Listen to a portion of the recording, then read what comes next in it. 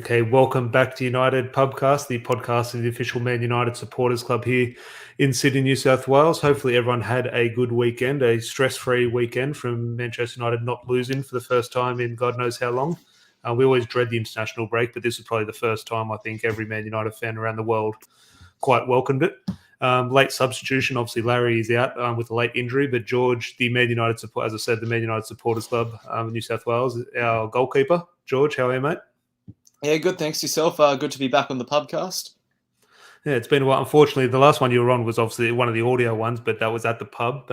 We will get back into doing sort of original pubcasts now that COVID is seemingly getting a little bit towards the end. But yeah, good to see you, George. And as I said, in terms of the Man United Supporters Club, you can see in the description below, we do have a charity game coming up in a few weeks. I think Sunday, the 5th of December. And as I said, George is our goalkeeper. Larry and I will both be featuring in the game. So if you are in Sydney, feel free to come down and maybe give us some 3-2-1 ratings post-match. But the link is, if you can't make it, if you do want to donate to the food bank, New South Wales and ACT Food Bank, the link is in the description below. It'd be great if you could spare a few bucks and donate. But it will be a very good game. George is obviously a very good goalkeeper. And I think, George, you play a better record than me, or better memory of me. But I think I've got, 5 goals in my last 3 games. So I'm in a bit of good form. That is correct. Yeah, so and you took out the 3 points in the My Supporters Club 3-2-1s in our last match against Sunderland. So Sunderland was a tough game. We are playing Watford for those keeping score at home. Watford, look, Liverpool and City were quite sort of easy games, and Sunderland were our tough games. So you can never really pick it. But if you are in Sydney, it'd be great to get you down there. And we'll just see here in terms of who is in the chat. Good evening, Rob from IFT, and he'll obviously be down there with us as well. Ryan as well from the Supporters Club. Hope you're keeping well. Good to see Ryan the other day at the Supporters Club. Same as well, Sam. Hope you're keeping well. Another Sam in the chat. Good evening, mate. And I think this is Larry, and he commenting from the car. Larry is out injured, of course, but I'm a better fullback than Luke Shaw.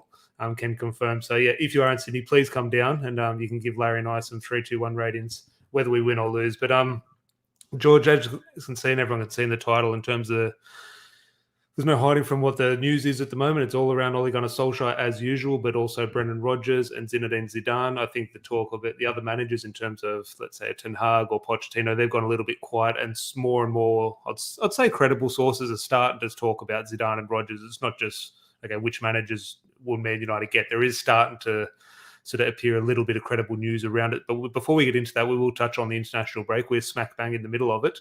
I don't know. What did Greece do? You always want to touch on Greece. Are they still have a chance of making the World Cup?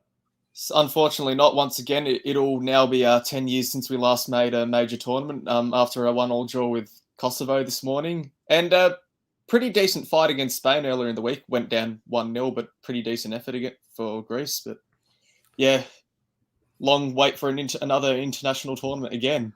You could be Ireland. I see Ireland have floundered out again, unfortunately. Sam saying, where's the game at? It's at 5 Sports in Caringbah, Sam. All the details are in the description below. If you click on the link, there's all that. But if not, send us a message and I'll give you all the details. But in terms of the other international break, in terms of Manchester United, we'll start on Paul Pogba. It's not a Manchester United international break without one of the big players getting an injury. Paul Pogba has a shot at training, gets injured. Usually that's it's a little bit unlucky. However, this injury looks like it's an actual serious injury, and the reports are suggesting it could be 8 to 10 weeks type thing, which obviously throws him into the middle of the January transfer window, and we know what a transfer window is like with Paul Pogba, so speculation will be sort of rife at the time regarding his future. Just your thoughts when you saw the Pogba injury, and then obviously the severity of it.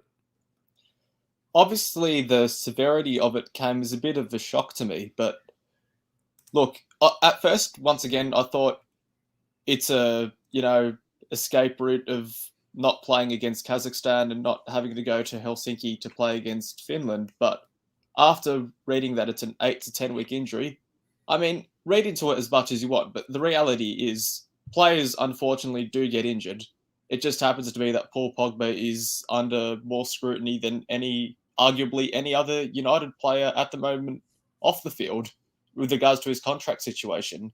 And personally, my opinion on his contract situation is that he is not going to sign any contract with United or elsewhere till the managerial situation is clear and the Champions League situation is clear, whether United qualify or not. And thanks to Rob in the comments just now on other news, Dean Smith just appointed as the Norwich manager. Yeah, well, everyone's appointed. Well, I think it was Frank Lampard was sort of hotly tipped, but Frank Lampard, I think, did the smart thing and not getting a relegation on his CV this early in his career. So Frank Lampard rightly stayed away from that job. But Dean Smith went there. We obviously saw Eddie Howe go to Newcastle. So sort of things Also, are happening. Steven Gerrard to Villa. Gerard de Villa, how could I? Well, of course I forget that, but how could I forget that type thing? But Ryan, he's saying Brendan's house hunting apparently can't wait to watch England put the cricket score past San Marino tomorrow morning. Well, in regards to England and scoring goals, we'll touch on that in the next part of the international break in Manchester United. England scoring goals. You talk about Paul Pogba. No one been under more scrutiny than Paul Pogba.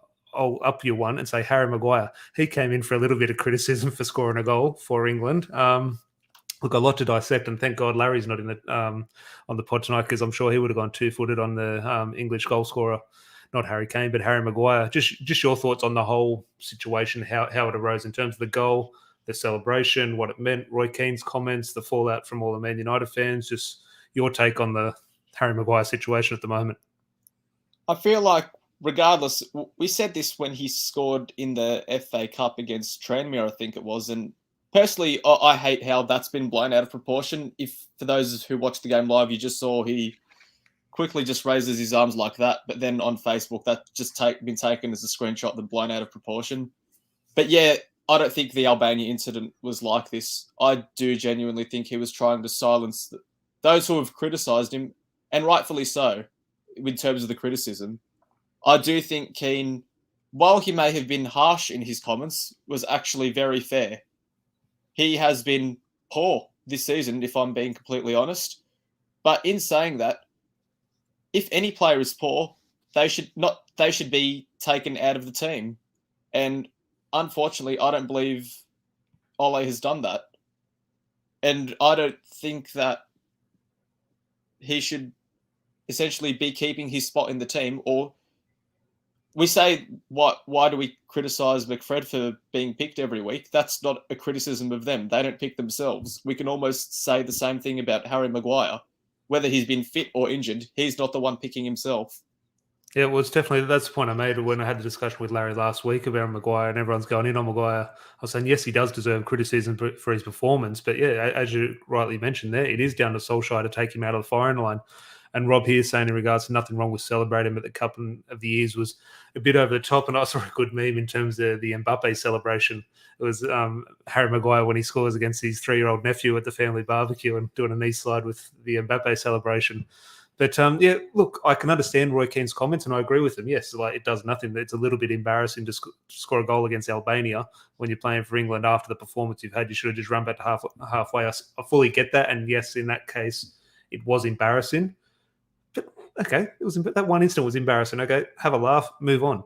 The pile-on after that was just, in my opinion, was uncalled for. I thought, okay, a little bit over the top, move on. But it was story number one for 2 or 3 days, and it's way over the top in my opinion, especially from Man United fans. You can understand sort of rivals piling on and having a laugh, but Man United, whatever you think of Maguire at the moment, Maguire's in a real rough spot now.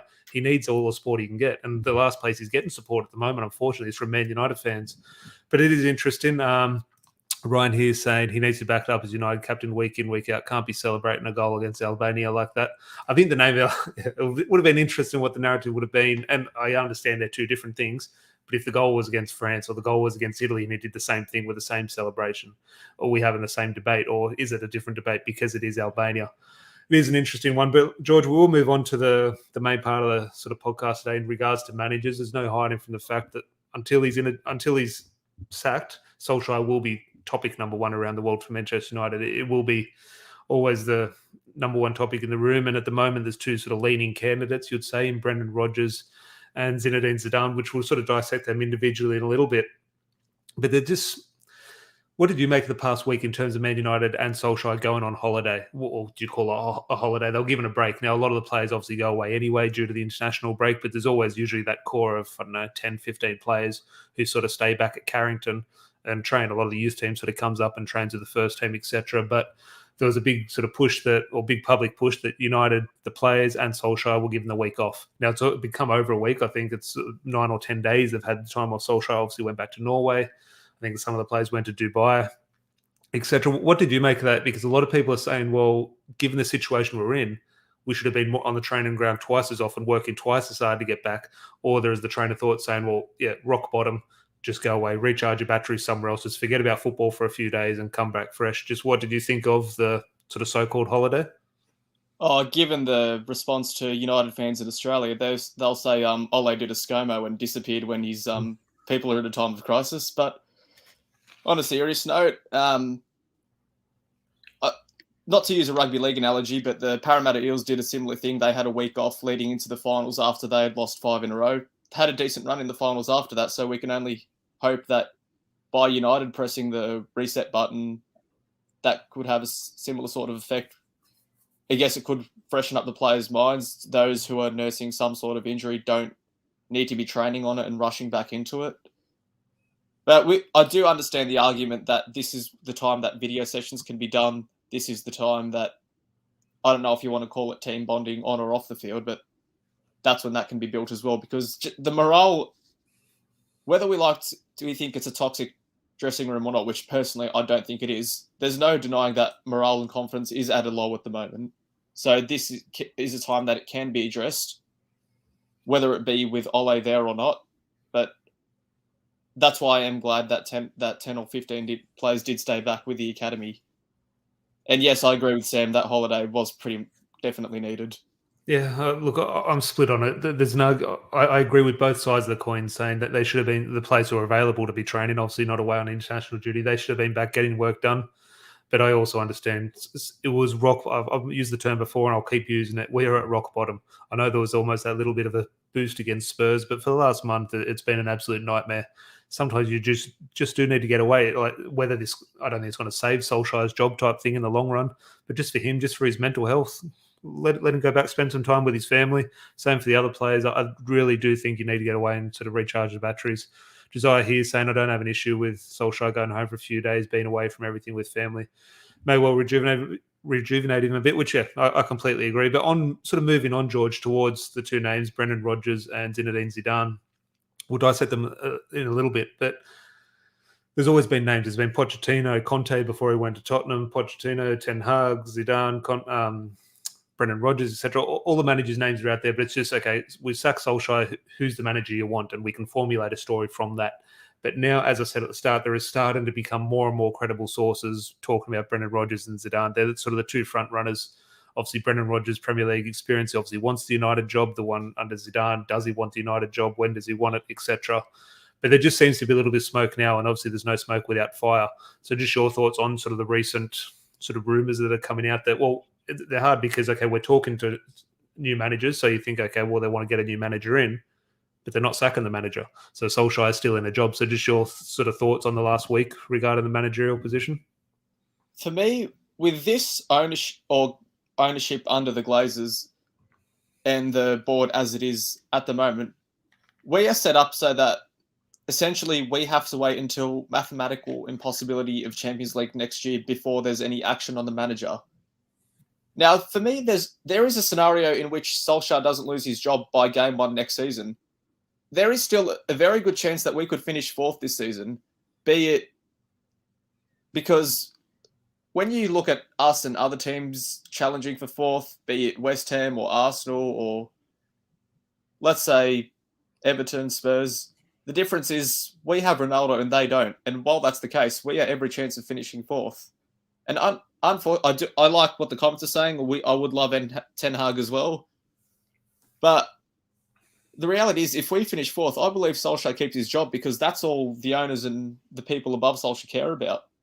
See, that's a feeling I have. And look, that's whether we're going to finish 4th or not. That's something we'll just obviously have a clearer picture of. If we don't finish 4th, Solskjaer's not in a job. But no doubt. But I have a feeling, which I completely agree in terms of the importance the Glazers and Woodward do play. Well, Woodward won't be in that position at the time in May, but I do understand and agree that the Glazers place such importance on top 4. However, I think given the situation and the potential managers out there in May, whether that be Ten Hag or Pochettino or Rodgers, Zidane, etc., I think even 4th, I think it would be a case where they might sack Solskjaer. Look, if he has 4th on a trophy, an FA Cup or, dare say, a Champions League type thing, that definitely keeps him in the job. But I think this is a situation where even 4th, he could lose his job because the narrative going into this season, even from pundits who sort of sent him no criticism at all in Gary Neville at the start of the season. They were saying this season is about a trophy.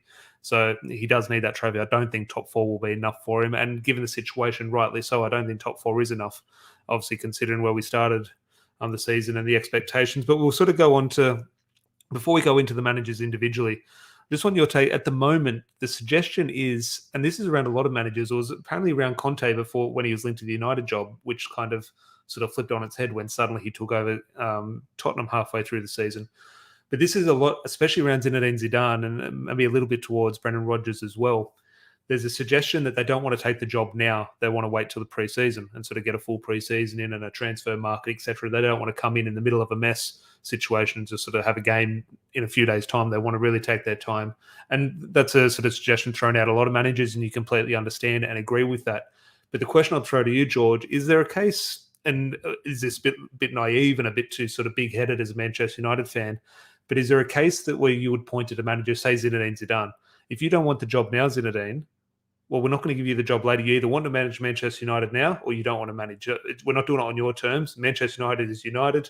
We're bigger than anyone. We want you now. If you turn us down now, we're not going to look at you in the summer. Is there a case of that? Or is the manager, a potential manager, in the right to be waiting to the off-season?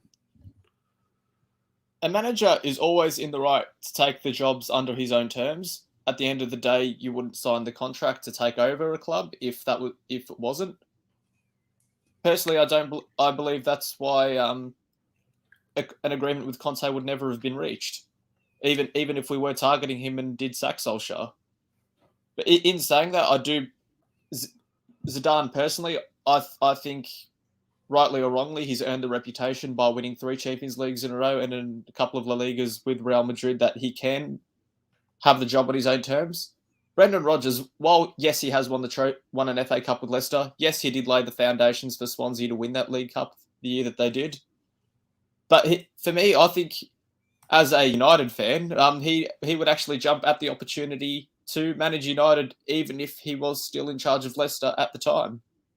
Well, you mentioned Brendan Rodgers, and we'll sort of talk to him a little bit now because in an ideal world, if I'm playing Football Manager or FIFA, I'm not going out and getting Brendan Rodgers as my manager. I think there are better out there. However, given the situation we're in and needing a change, okay, let's say we need to get rid of Solskjaer, which I'm sort of fully on board with.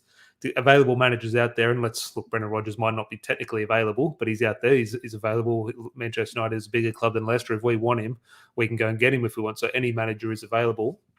And obviously he's not at a massive club, so he's obviously would be willing to take that step up. It's not like he's at Bayern Munich and coming down to Manchester United, or PSG coming down, or Liverpool coming down to Manchester United, a step from Leicester. Now, some people would say Leicester are better than Man United at the moment, but it's a step up. So if we want him, Brendan Rodgers will come to you, or we can go get him if we want it.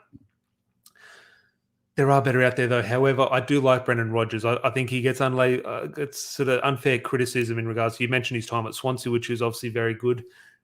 He gets this label thrown at him that he's a bottle job, and a lot of that's down to the Liverpool season in the 13-14 season, and obviously I wouldn't say blowing top 4 twice in a row with Leicester, but being in a position to qualify for the Champions League twice and not being able to do it. Now, the 2 things I'll throw to you, George, there is just your opinion. I just don't buy that, in my opinion, because the Liverpool one, I'm not going to put all down to Gerrard's slip, but that Gerrard slip was a huge factor in that title race. Gerrard doesn't slip, they very likely go on to win that title. That's not down to the manager. And quite frankly, if you look at that team, that Liverpool team, they had Mamadou Sakho in defence, and they had John Bloody Flanagan playing 38 games a season at right back or left back, wherever he played. It was a miracle Liverpool were even in the top 6. So for them to blow a title, yes, they were very close, but I don't put that down. Manchester City, a far better team that year. I think a lot of teams were better. Liverpool were just sort of riding the wave of momentum. It was a miracle they were even in that position. They had Suarez and Sturridge who were in fantastic form. But I don't hold that sort of title sort of bottle in on Brendan Rodgers at all. And in regards to the Leicester City situation where he was in the position to qualify for the Champions League twice, and sort of Man United pipped them once, and I forget who pipped them the other time. Tottenham, Gareth Bale's hat-trick on the last day of the season, 4-2. So at the start of the season, did anyone have Leicester in the top 4? Like, I just don't see a situation. Yes, they were obviously in that position, but the reason they aren't able to maintain that position is because of the concerns we all had at the start. Well, not concerns we had, but the issues we would have raised at the start of the season. They don't have the squad to challenge for the top 4. So in my opinion, they just should never have been in that position. They should be given credit for even being in that position. But ultimately, the squad just wasn't good enough, which we all knew. We're not going to criticise Rodgers for. The squad just wasn't good enough for them to make that final step into the top 4. So, just your thoughts on Rodgers as a whole, but obviously with that sort of suggestion that he sort of bottles these big occasions. I don't agree with that. Look at the FA Cup final last year. That wasn't a bottle job. He won a trophy with an inferior. Oh yeah, I'm not calling him a bottle job. Yeah, but there's a narrative around him that he does. With Scotland, I think the only trophy that he dropped was the League Cup in his first year. Oh, sorry, with Celtic, that was the only trophy that he dropped in Scotland. With Liverpool, we talk about Moments FC with regards to keeping Ole in a job. Well, Moments FC, unfortunately, is what cost Liverpool, or fortunately for us, but it was unfortunately what cost Liverpool the title in 2014. It's not Rodgers' fault that Gerrard slips. It's not Rodgers' fault that Mamadou Sakho can't hold a defensive line and plays Dwight Gale onside for 2 late goals at Selhurst Park. And as for Rodgers, if we win a league with Brendan Rodgers, that the banter with Liverpool fans will be next level. What do you make of that in regards to, and this has definitely caused debate amongst Man United fans and a little bit different from people in Manchester and people on the other side of the world. Is there anything in it for you in terms of you'd be a little bit hesitant in regards to he did manage Liverpool?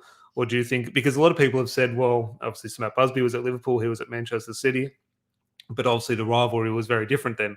Clubs were not close, but there was a respect between the clubs. Now a lot has happened since the time Sir Matt Busby was sort of at Liverpool and Manchester United, so a lot has changed, and the rivalry is a lot more bitter and a lot more hatred between the two clubs. Is there anything in your sort of heart that sort of you're a little bit standoffish that he has been at Liverpool, or it's a non-issue for you? Oh, for me, yes, I am a little bit standoffish. For me, it's almost like the way that I'm standoffish in calling Klopp the best manager in the world, which, in my opinion, he is. But I'm so hesitant to say that because he is the Liverpool manager right now. But in saying that, while the rivalry may not have been what it was at the time when Matt Busby was in charge, ultimately they were still our 2 biggest rivals. He did play for both of them, and we have a statue of him outside Old Trafford. So if he performs well, I believe the fans will warm to him. Yeah, look, it's something. But the pressure is definitely on once he starts. Oh yeah, no, definitely a little bit in the Caton, different scenario. But yeah, Rafa Benitez going to Everton, he needed a good start, and it was or maybe turning on him a little bit. But yeah, similar situation. I had a feeling if you asked 3-4 years ago, would I take Brendan Rodgers? I'd say completely no. But I have warmed to him. I think he's done obviously very well at Celtic. I know it's the Scottish League, but he did well. He's obviously done, in my opinion, very good stuff at Leicester, and obviously won a trophy. We talk about Solskjaer needing to win a trophy. Look what sort of Brendan Rodgers did. Okay, I know it's a one-off tournament in the FA Cup, but he beat a Manchester City team who just embarrassed us. So I think you do need to give. It was Chelsea that they beat. Oh, was it Chelsea? Who'd they beat in the semi? Who was it? I know Chelsea beat City in the semi. Leicester beat. Who did they beat? They beat Chelsea in the final. I thought they beat City in the final. Oh, who am I thinking? I might have been thinking Wigan. I'm still going back 10 years ago when Wigan beat Manchester City. That's still fresh in my memory. But a few comments here before we move into Zidane. Elliot saying I like Zidane, but I'll take Rodgers. I don't blame them for waiting though. Ian, first time watching. Good to have you, Ian. Don't think they'll make a change until we can make top 4, which is what. Sorry, they beat Southampton. They beat Southampton in the semi-final. I remember. Southampton. They beat us. They beat us in the quarterfinals. With Fred's lovely back pass to Iheanacho. Yeah, enough about Fred. He's not for this podcast. But Rob saying, don't think either Rodgers or Zidane turn us into title contenders. Zidane the bigger risk, which is kind of an interesting one because I kind of agree. I probably prefer Brendan Rodgers, which we'll get into Zidane now, but I think I prefer Zidane. I like Zidane more. I love Zidane. Maybe it's because of the player I grew up watching. In my opinion, he's the best midfielder I've ever seen play football. So, and that's the wrong reason to be picking a manager. I need to pick him on his managerial ability, not his footballing ability. But there is a spot of me that absolutely loves Zidane. But we'll get into that in a sec. Sam Potter here from the Sports Club. He beat the Tommy Tickle's beloved Chelsea. Hell of a job. But I do hate the Liverpool link, which I completely understand why people are sort of a little bit hesitant with it. It does throw an interesting dynamic to it. Rob saying no issue with the Liverpool link. Everyone will take Klopp tomorrow in a heartbeat if possible. I agree, Rob, but I'm a little bit like George. I don't want to say that publicly. Yeah, I don't rate Klopp, even though obviously he's very good. Ian saying Brendan Rodgers is a very good coach, top 6 in the Premier League, and Rob saying hope Conte walks out on Spurs end of season and takes the United job. Rob obviously is a very big fan of Antonio Conte, and look, in my opinion, that's a very good. Not that he'll end up at United, but there's very good chance, in my opinion, that he does walk out of not maybe walk out of Tottenham, but I could see him maybe getting the sack. Tottenham is an absolute basket case as much as Manchester United is. And Ahmad from the Supporters Club, hope you're well, mate, and keeping well. So we just talked there, Rodgers. George will finish now on Zinedine Zidane, and the main suggestion around him is what this question says: does he actually want the job? Because Antonio Conte wanted the United job. Brendan Rodgers obviously wants it. Pochettino has obviously always been keen on the job, but obviously he's got a decent little job in Paris with some good players there, which obviously is keeping him quite busy at the moment. So every manager wants the job, but with Zidane, there's always these suggestions that he doesn't really find it the perfect fit. Like he's got a little bit of hesitancy towards it. One, do you believe that? And also, if so, if you do think he's a little bit hesitant, do you think it couldn't be the squad? Because obviously he's got Rafael Varane, Cristiano Ronaldo. He's got a fantastic squad to walk into. Do you think he's at maybe just looking above him and what other managers have sort of run into, the problems and hurdles they've faced with regards to the board and the Glazers? And he's thinking, no matter how good I am, the Manchester United manager is set up to fail, in my opinion. My first hurdle for Zidane in terms of his personal approach is that, by all reports, he doesn't speak English. So that's going to be a massive stumbling block walking into an English club in an English league. So as for other hurdles, yes, it is very public, the mismanagement of United from top to bottom. I don't think Zidane is willing to risk his reputation by taking the United job at a time when United probably, I do believe we are in a position to win a title with the right manager, but based on the way that we're playing now, probably not. And we talk about Solskjaer potentially for having no tactics. Well, I'm thinking particularly the 2017-18 season, what tactics did Rio have apart from pass the ball to Ronaldo? Well, it's a fascinating thing because, look, I watch Real Madrid in the Champions League, of course, but sort of didn't watch them week in, week out in the Liga, so I can't comment too much on regards to the way they play in terms of consistently throughout a league. But there is that argument, and look, we've got sort of Larry's mate KM, who's been on the podcast a few times to discuss some things about Real Madrid. If Zidane obviously did end up as being the Man United manager, would have to get him on and sort of get him to sort of give us a detailed analysis. But it is interesting in regards to that. We say Brendan Rodgers, okay, he's a fantastic coach who's got this system. Pochettino, his teams play like this. Luis Enrique, his teams play like this. Jurgen Klopp plays like this. Zinedine Zidane pretty much just gets labelled, well, he had a very good squad. Now, obviously he did. Gareth Bale, Cristiano Ronaldo, Benzema, Cruz, Modric, Marcelo, Sergio Ramos, Varane. The name's just unbelievable. So obviously he's got a very good team. Okay, what tactics do you need when you've got the best players in the world? So obviously he's a very lucky manager in that regard, but ultimately you do have to go win things. Other managers have had good teams and haven't won the Champions League, let alone go win it 3 times in a row. So Zidane obviously has something about him. Of course he does, but there is a narrative, and maybe correctly, I'm not sure, we'll have to get a Real Madrid fan on to say, well, is he just a manager with great players? We haven't seen him do it elsewhere. Would this be a challenge for a manager of a Zidane?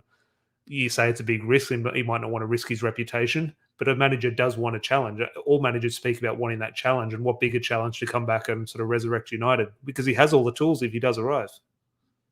I do believe if there's one thing that Zidane will do over Solskjaer, is that I don't believe he'll reward players for bad performances. I don't think we'll be seeing, particularly in midfield as well, as one of the greatest midfielders in all time. This isn't a criticism of Ole, but Zidane, by his career as a player, generally needs to be having a higher football IQ than what Solskjaer did. Do you think Fred would be allowed at training sessions under Zidane? Absolutely not. I was watching a Zidane compilation earlier today, a 20-minute video of just look, for me, my opinion, the best footballer I've seen, and look, obviously Ronaldo, Rooney, Messi, etc., fantastic. The best footballer I've seen is Paul Scholes. Zidane was on a different level to Paul Scholes. Zidane was a special player. It's truly unbelievable. I still remember when he was at obviously Juventus and played against Manchester United a few times in the late 90s. I would have loved to have seen him in the Premier League. I think he would have displaced one of Keane and Scholes in that midfield too. I think he was absolutely brilliant. But again, that's not a sort of thing we shouldn't be picking him as the manager because he was a good player. You do need him on his managerial ability, but I do love Zidane. But I also allude to if I was to pick one manager, maybe for this season, a short term, Zidane over Rodgers for me 100%, especially with the dynamic of our squad in terms of Ronaldo, Varane, etc. Maybe that's a little bit lazy, but I think the dynamic of our squad short term, I'll take Zidane. But if I'm looking, okay, Rodgers in for the next 5-6 years, and obviously that's an extremely long time in modern football, but I'll maybe be alluding to or sort of leaning towards Brendan Rodgers a little bit. But it is a flip of the coin for me. Just some comments here. Seeing Ian, good to see you, mate. I don't think Zidane wants the job. Who would want to work under this board, which is my concern, and maybe something that's definitely sort of keeping Zidane a little bit sort of standoffish. Wes from Adelaide, hope you're keeping well, mate. Good to see you.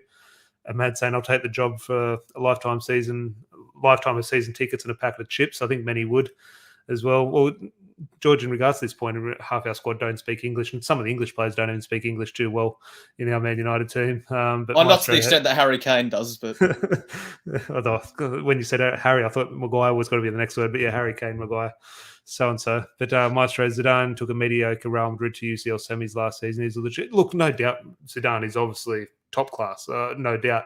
But there are, for some reason, and maybe wrongly so, maybe the concerns are misguided and not correct, that he did just have a good squad.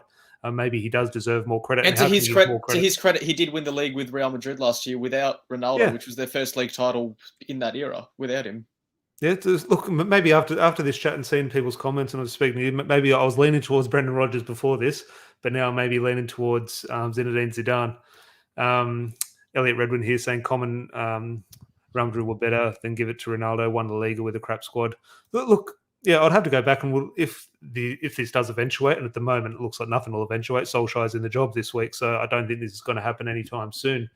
But it will be interesting. Oh, sorry, Atletico did win the league last year. They finished second, Real Madrid. But they did win the league. They have won the league since Ronaldo left, didn't they? I'm positive they have. Maybe not. Maybe not. Maybe we're speaking absolute nonsense. No, they haven't. No, they haven't. Sorry. That's okay. right. Unlucky. Well, okay, Zidane's not a good manager. Then he needs Ronaldo. But if he comes to United, he'll have Ronaldo. So, Zidane, if you're listening, you do have your two favourite toys in Rafael Varane and Cristiano Ronaldo at Old Trafford. But if you're leaning to one, then George, obviously, look, Solskjaer is the manager at the moment. Some people say fortunately or unfortunately, but the fact is United haven't sacked him. And if they're not going to if they didn't sack him last week, he's the manager this week. Nothing's going to change. If you're leaning to one, Brendan Rodgers or Zidane, where's your money?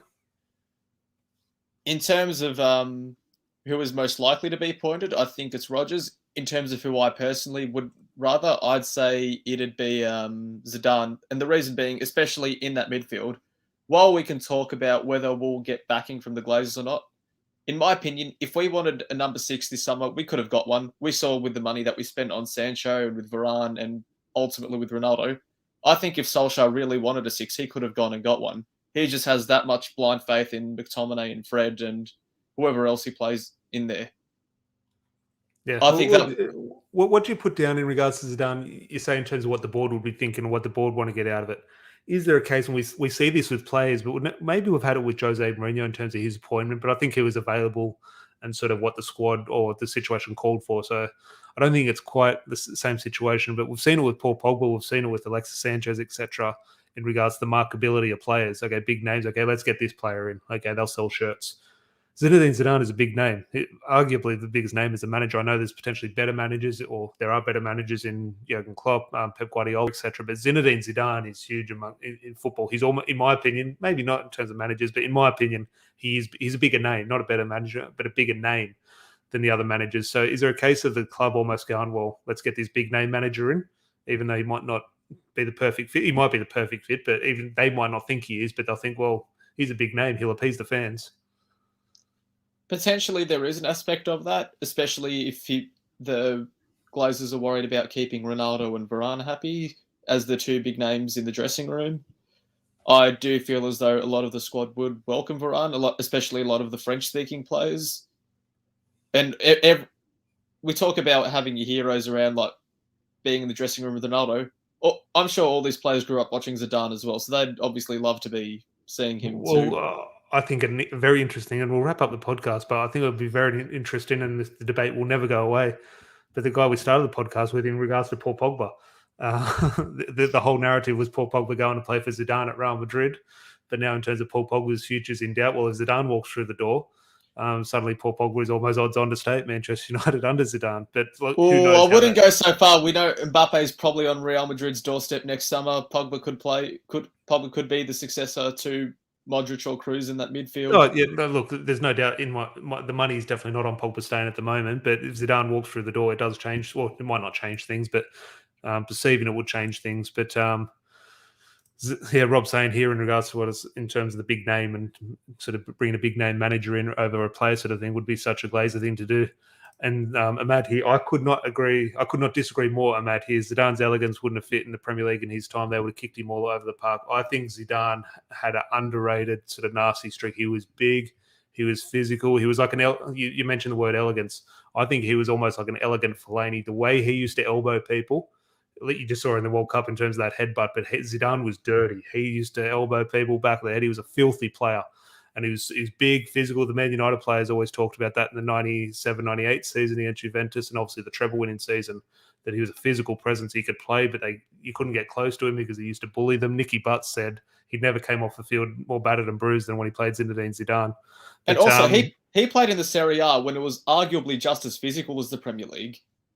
So there's no criticism of I think a lot of us do think Zidane, remember Zidane at Real Madrid and France. But yeah, you're completely right in regards to Serie A when he did that in the sort of late 90s.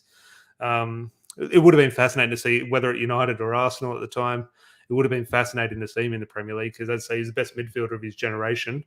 But yeah, I'm just going to go back and watch some more Zidane highlights. But I agree with you, Tom, but the English players at the time were different, which does add, yeah, if he was playing up against it was some of the midfielders back then, David Batty, Tim Sherwood, etc. Yeah, they would have liked a bit of a kick out at him. But I would have loved it. Elliot saying Zidane won 2019, 2020, I'm sure. But yes, he did. I've just looked that up as soon as the comments have come up. So, yeah, Zidane's back to being the best manager for United.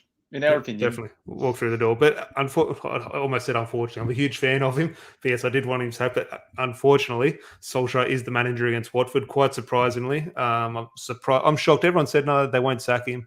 I thought they were going to sack him. I thought during the international break, I thought they were going to pull the trigger. It didn't look like it, but I thought they might just shock everyone and do it. But they haven't. They've kept it in place. And now I think the interesting thing is now, well, if you lose to Watford, they're not going to sack him because there's a Villarreal game in a couple of days' time. But I don't think they can sack the manager now until the next international break, and you're not going to wait until then to sack a manager type thing. So and then we have Chelsea and Arsenal after that. Yeah, so I think Solskjaer's in the job now for a while, and all you can do, we can have opinions about that now, but all we can do now is sort of hope, get behind him, and just hope this is a bad patch of form. And what Solskjaer has shown in his time at Man United is he can get on a good run of form. And now, if things do turn, who knows? He has shown he can go 10 games winning football type thing. And we definitely need that at the moment, not just for the Premier League, but for the Champions League. As big as that result against Atalanta was in the Champions League, we're still not safe. We still need a result against Villarreal or Young Boys. But Young Boys at home, surely. Yeah. Well, we might be having something with the Supporters Club for that Young Boys game. It's a 7 a.m. kickoff. Hopefully we're through, but who knows? No, Manchester United, it could be a blockbuster, must-win Champions League game. But if you are I think we have Young Boys next, don't we, before Villarreal? That's what it used to be. That's what I always thought. But it used to be match day 1 and match day 5, but it's changed for this season. We've actually got Villarreal away, which makes no sense. That might be a good thing. That might be a good thing for us. Yeah, having Young Boys I don't want to say confident going into that match day 6 against Young Boys, but if it is a big game, we might have something lined up early morning at the pub in Sydney. So if you are a member of the Supporters Club, stay tuned. We might be doing something, but fingers crossed it's not a must-win game. Hopefully we'll get the job done against Villarreal. But hopefully everyone did enjoy the podcast. It was not good to have the weekend off, but it was much needed to sort of have a stress-free weekend away from Man United. Not really for me. I still had to deal with Greece, so it wasn't too stress-free. But Zidane and Trev saying here, Zidane and Bergkamp would have been good to watch on the same team. Bergkamp as well. It was maybe similar style Bergkamp, okay, different position, but yeah, it's quite underrated in regards to how physical and sort of not dirty, but they matched it with the physicality, which was quite underrated of those foreigners who did come in. Eric Cantona, he's a foreigner, but he's a filthy player, Eric Cantona, which was fantastic from a United point of view, but a very underrated trade of some of those players. Last comment here before we move on, or before we wrap up. Eric, good morning from the USA. Although I don't think Rodgers would be the best appointment, we need change, we need identity, we need a better game plan. Let's do it, which is one of the things I do like about Brendan Rodgers. I think we know what we're going to get in regards to the way he plays football, and I think that would be, in regards to what we're lacking now, that would be very positive and very good to see. But hopefully everyone did enjoy the video, and back to some Manchester United talk. George, thank you very much for the late sub appearance for Larry. Thanks for having me on again. It was good to be back. Yeah, no, definitely. If you did enjoy it, please leave a like on the video. That would be great. And if you're not subscribed, that would be great. And as I said at the start of the podcast, down in the description below, there's a link to a charity match. But George, a lot of members in the chat will be playing in. Larry and I will obviously be playing in Sunday, the 5th of December. So if you are in Sydney, you can come down and watch us play. As I said, give us our 3-2-1 ratings. As I said, I'm in cracking form now. I don't want to talk myself up, but I've got, what did I say, George? 5 goals in the last 3 games. So I'm in red hot form as a goal scorer. Albeit very high scoring games. I thought you were going to say some questionable goalkeeping by the opposition. I did hit a free kick against Manchester City from about 35 yards out, but the goalkeeper, yes, was was questionable. I wasn't doing a Harry Maguire celebration after that goal. I was just sort of head down and just walk back to halfway.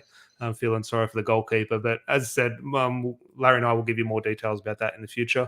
But great to have a chat with you, Larry. Thanks for everyone in the comments. It was good to catch up with everyone. Hope everyone had a good weekend. And Larry and I will be back probably Wednesday to maybe look ahead to Watford, because obviously I think now training photos will start to come out. We'll see some smiles or supposed smiles on some people's faces at training, and there'll be a lot to discuss. So yeah, hopefully Ole's and Holiday worked out well for him. And well, we're saying he's returned. The photo still hasn't there, so it'll be interesting if he has returned. I'm sure he has, but it'll be interesting. Rob saying scored from the corner. Yes, I did whip one in against Sunderland from the corner as well, and good watching. Thanks for joining, Scene. Obviously said your first episode, so great to have you.